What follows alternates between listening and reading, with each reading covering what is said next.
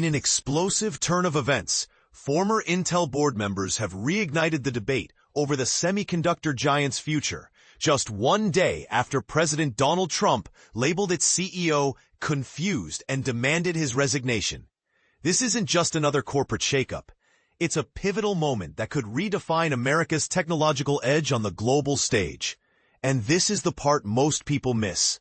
The stakes aren't just about Intel. They're about national security, economic dominance, and the future of innovation itself. 4 ex-board members, Charlene Barshevsky, Reed Hunt, James Plummer, and David Yoffie, are now calling for sweeping changes at Intel, including the creation of an entirely new company, board, and CEO.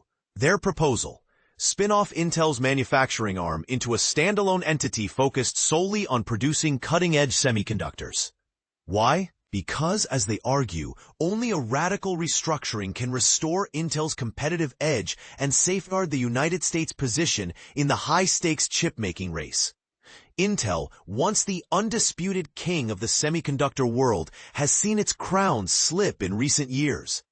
Competitors like Nvidia, TSMC, and Samsung have surged ahead, leaving Intel struggling to keep pace. The former directors point out that Intel has cycled through 4 CEOs in just 7 years without any meaningful improvement in performance. For beginners unfamiliar with the tech industry, think of it like a sports team stuck in a losing streak despite multiple coaching changes. It's clear something deeper needs fixing. The group's plan zeroes in on Intel's foundry business, which manufactures advanced chips not only for Intel's own products, but also for third-party companies. These chips are critical for everything from data centers to national defense systems. Foundries, in essence, are the backbone of modern computing and security. By separating this division from Intel's other operations, which include designing processors, networking gear, and software, the former directors believe the U.S. can better protect its strategic interests while fostering a more agile and competitive market. But here's where it gets controversial.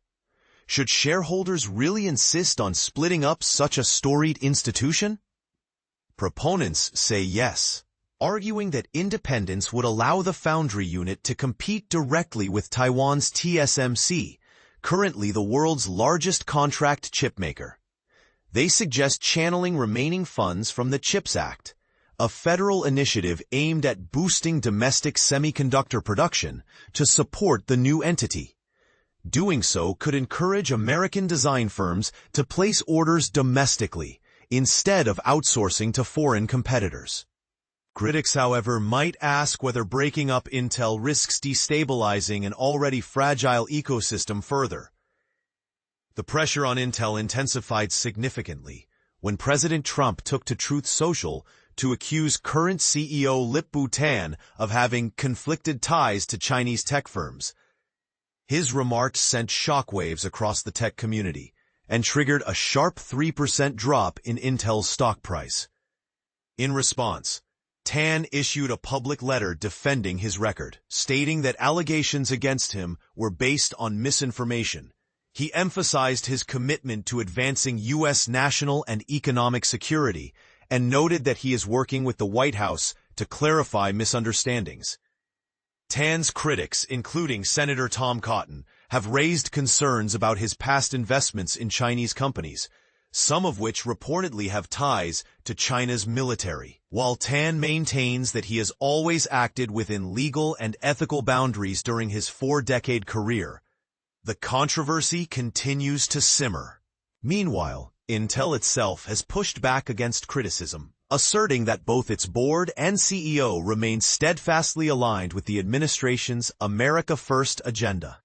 Despite these assurances, questions linger. Is Intel doing enough to reclaim its leadership role in the semiconductor industry? Can spinning off the foundry division truly address the dual challenges of market competitiveness and national security?